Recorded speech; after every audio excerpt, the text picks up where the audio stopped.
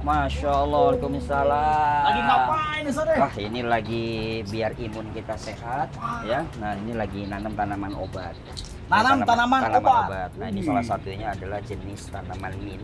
Oh, mint ya? Mint itu ada beberapa jenis. Ini tadi kita ambil hanya satu jenis karena belum ditanam. Waduh, asik nih Ustaz nih kalau kita ngobrol ya. Panas, kita nggak asik banget di sini. Benar. Untuk diskusi, kita main ke dapur kita. Baik, Ustaz. Nanti kita ngobrol-ngobrol. Mari, Panas sekali kondisinya. Ramaders, hari ini saya bersilaturahim ke kediamannya Ustadz Febri.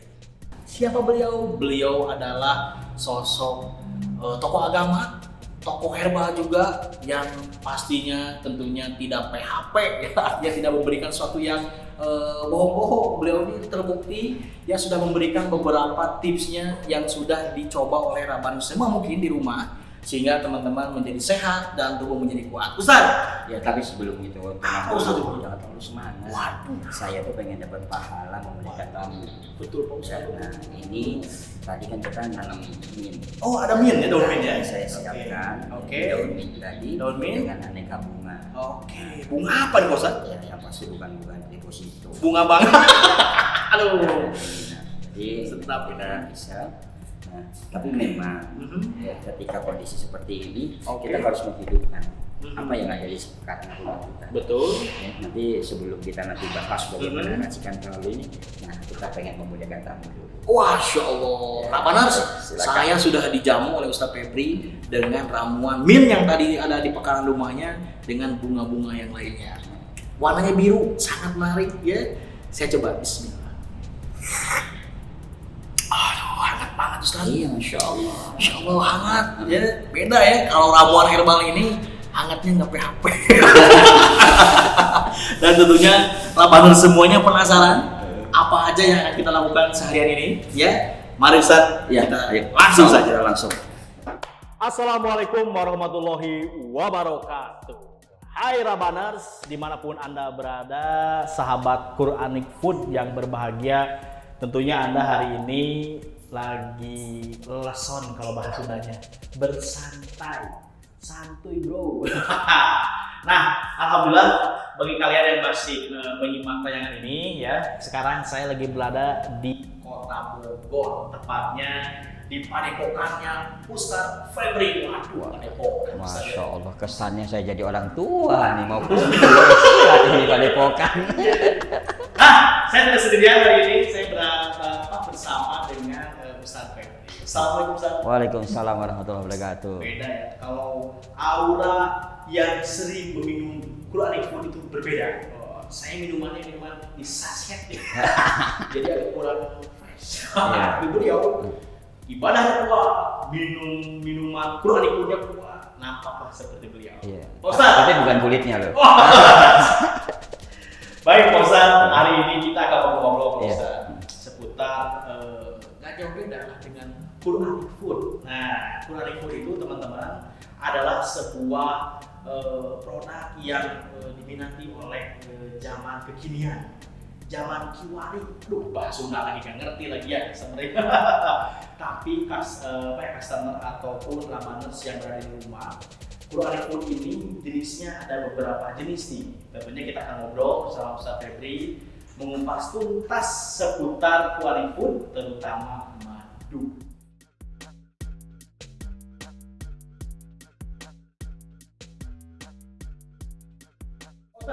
Berbicara masalah madu, tentunya Pak Ustadz sangat apa ya boleh bilang lulus umroh lah, gitu ya terkait madu. Pak Ustadz, saya dulu waktu kecil sering meminum madu, tapi menurut Pak Ustadz, apakah madu yang diminum oleh masyarakat umum ini adalah madu yang sesuai dengan selera Rasul?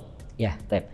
Bismillah. Jadi untuk sahabat Quranic Food nih, kalau kita bicara tadi tentang madu, waktu kecil dan sekarang itu jelas beda. Kalau waktu kecil orang tua kita tuh nggak pernah ada image bahwa bisa mengoplos madu. Dan pasaran juga waktu itu juga mesti bicara tentang jujur, karena permintaan madu tidak sebanyak seperti hari ini. Tapi hari ini permintaan madu itu bisa sampai 70 ton ya dalam 1 bulan. Nah, artinya ya ini ada peluang besar untuk masyarakat itu mulai melakukan kecurangan-kecurangan dengan oplosan. Nah, ini yang perlu kita kaji. Jadi kalau dulu mungkin orang tua kita hanya ngambil dari tetangga dan tetangga itu nggak tahu cara ngoplos madu. Oplos. Nah, jadi ini bahaya nih. Kalau sesuatu yang oplosan, motor aja kalau oplosan aja masalah kan. Ya, makanya nih hati-hati sekali. Nah, jadi kalau kita waktu kecil itu minum madu sehat betul, ya. Kita tahu madu itu ya betul-betul madu murni. Nah, tapi hari ini ketika gaung tentang sesuatu yang sunnah, gaung sesuatu yang baik, akhirnya orang tahu dan orang mencari madu. Nah, akhirnya tadi yang ada di masyarakat kita ini lebih dari 70% itu madu oplosan. Waduh. Nah, Abanas dengar kan? 70% deh, kok beda apa iya. Madu oplosan, pantes. Ya hubungan kalian banyak ketat-ketatnya karena banyak oplosan. Jadi cintanya juga oplosan ya. Saya penasaran nih Pak Ustaz. Madu oplosan yang tadi Pak Ustaz sebutkan. Emang kayak gimana? Sekarang sama aja manis-manis. Ya, jadi kalau kita bicara madu oplosan, yang pertama memang kita bisa lihat apa sih bahan pengoplosnya dulu. Ya, apakah aman atau tidak? Memang bahan oplosan itu mereka ambil dari sesuatu yang aman. Jadi bukan bahan oplosan, wah itu dari gula pasir, bukan. Tapi bahan oplosan ini mereka menggunakan glukos dan fruktos itu biasa dari singkong. Nah, cenderung sih memang kalau orang yang tidak ada diabetes sih aman, tidak ada masalah karena dikenal dengan gula singkong. Nah, dari situ mereka biasa mencampur madu itu paling tinggi adalah 10%. Wow, 10%. Yang 10%. Kalau lebih dari itu? Nah, kalau lebih dari itu sih jarang karena mereka jualnya udah pasti murah. Ya, nah, karena mereka juga ngejarnya banyaknya. Ya kan, jadi itu. Nah, terus apalagi yang dimasukkan oleh mereka? Nah, supaya enzimnya aktif biasanya rendaman nanas. Ya, nanas, jambu, ya macam-macam lah supaya apa? Ada aromanya. Atau yang lebih ekstrim lagi, biasa mereka kasih flavor, perasa. Nah, ini yang sering terjadi. Makanya orang mengatakan, wah ini bagus segala macam. Nah, ini hati-hati. Nah, terus bagaimana kita tahu madu itu oplosan atau tidak? Nah, yang pertama nih, sahabat Qur'ani Food, ya dari warna. Jadi kalau ada madu, ya kalau kita lihat warnanya stabil, terus pekat, nah nggak berubah, nah itu jelas oplosan. Sebentar, Ustaz. Nah.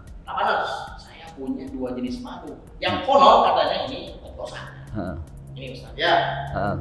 Ya, nah ini kita bedakan. Misalnya ini dengan Qur'ani Food. Ya, ini Qur'ani Food. Ya, ini sama-sama kita tidak bicara merek dagang orang segala macam, tapi sebagai edukasi. Nah, ini kita lihat yang pertama. Nah, ini dari pada saat kita tuang, lihat warna beningnya. Walaupun di kemasan kelihatan warnanya bagus, tapi pada saat kita tuang, nah dia munculkan warna bening. Nah, warna itu mengkilat. Nah, seperti ya kalau bahasa kita tuh kayak aci ya. Kita bedakan, ya nanti kita bedakan. Nah, pada saat dibuka saja aromanya beda. Bener. Ya, jadi dia memiliki. Nah, madu yang asli itu tidak hanya tadi kita lihat madu asli harus diuji di lab, tidak. Madu yang asli pada saat dibuka dia memiliki aroma. Dan aromanya itu tidak mudah hilang. Tidak mudah hilang. Nah, makanya kita lihat, nah dia tidak sebening yang tadi. Tuh, tidak sebening yang tadi. Nah, ini secara kasat mata ya untuk kita lihat mana madu. Ya, sederhana saja. Nah, jadi disinilah kita bisa membedakan secara kasat mata kita mana madu yang asli, mana madu oplosan. Ya, jadi nanti kita lihat sekarang mungkin seperti ini punya Qur'ani Food, tapi bisa jadi nanti 6 bulan, 8 bulan kemudian ada produk barunya sama jenisnya tapi warnanya bisa lebih cerah. Nah, ini malah seharusnya menjadi hal yang sangat luar biasa, jadi edukasi buat kita. Nah, jadi bukan maksudnya pokoknya yang warnanya harus seperti ini. Jangan. Kalau warna seperti ini tuh udah disetting. Mereka punya presentasi warna supaya warnanya itu sama semuanya. Ini hati-hati terhadap madu oplosan itu sendiri. Oke, madu oplosan yang tadi Pak Ustaz jelaskan. Dipraktekkan langsung teman-teman nih bisa dilihat. Yang sebelah kiri saya adalah madu oplosan. Yang kalau dituangkan tadi secara sederhananya dia seperti bening-bening katanya ya, Ustaz, betul ya? Iya. Nah, kalau yang madu asli, wow, aroma lain ya. Nggak ada aroma. Nggak ada aroma. Ini ada aromanya. Ya. Nih. Jadi mereka ada aromanya, tapi setelah kita buka, sebentar ada aromanya, tutup lagi, dibuka lagi, hilang aromanya. Nah, kalau ini beda. Kita buka lagi, tetap ada aroma. Maaf tangan kiri. Betul, masih ada aroma. Tetap memiliki aroma. Oh, masih ada aroma juga. Ini udah hilang, benar. Nggak percaya? Nih, saya praktekkan ya. di rumah kalian. Nah, Pak Ustadz, Ya. tadi kita secara sederhana saja. Ada yang mengatakan kalau madu asli itu tidak dikelumui semut. Ya, ya itu juga pemahaman yang kurang tepat. Ya, kalau kita bicara madu asli tidak direbung semut, tetap madu ini ada gula, tapi gulanya adalah gula kompleks, gula lengkap, ya bukan gula tunggal. Nah, tetap biasanya semut itu akan berani kalau ada tumpahan, dia makan di bawahnya. Ya, ini juga menandakan madu ini asli, jadi bukan madu palsu. Nah, tapi semut biasanya cenderung tidak berani untuk masuk bareng-bareng ke dalam. Kenapa? Dia mencium aroma madu itu terlalu keras bagi dia. Ya, jadi terlalu keras, maka dia biasa mundur, dia hanya berani makan tumpahan madu. Tumpahan. Jadi tumpahan saja yang dibawa. Dan semutnya itu biasanya semut yang besar-besar. Bukan yang kecil-kecil. Nah, biasanya yang besar-besar, nah dia ngumpul tapi hanya di bawah saja. Mengapa semut besar? Ya, karena memang hanya semut besar yang mampu ya untuk mencium aroma dari nektar tersebut. Ya, jadi bukan madu abal-abal ya, atau ini airnya gitu dibuka dia nggak ada aroma, diserang semut. Tapi kalau pertanyaannya apakah madu asli tidak bersemut? Oh, nggak bisa. Ya, yang tidak bersemut adalah memang madu multiflora yang memang dari hutan dengan kadar air yang pekat, misalnya kadar airnya rendah, madunya pekat, itu jelas tidak bersemut karena keras sekali. Tapi kalau madu ternak mesti bersemut. Tuh, dengar kan, Rapanas? Jadi madu yang asli atau yang palsu juga, yang palsu banyak semut, apalagi yang palsu ya. Kalau yang aslinya tadi tumpahannya aja, yang ada dikelumuri semut karena baunya. Saya pun jujur, kalau ini kan yang tadi yang abal ya, biasa ya, nggak ada aromanya. Tapi kalau madu yang asli ini, masih terasa. Nah, apalagi semut ya, kalau yang kecil itu ya tidak kuat tuh menahan bau madu yang asli, bau saja. Itu mungkin mereka asam atau apa, Ustaz? Iya, bagi mereka bisa aroma asamnya. Nah, yang kedua ya aneh bagi mereka aromanya, karena kan multi bunga. Jadi madu itu memang di dalam peraturan tanahan disebutkan kan sebagai obat. Nah, jadi kalau bicara tentang madu, nanti kita akan bahas kupas tuntas terkait dengan apa aja sih penyakit yang bisa disembuhkan oleh madu.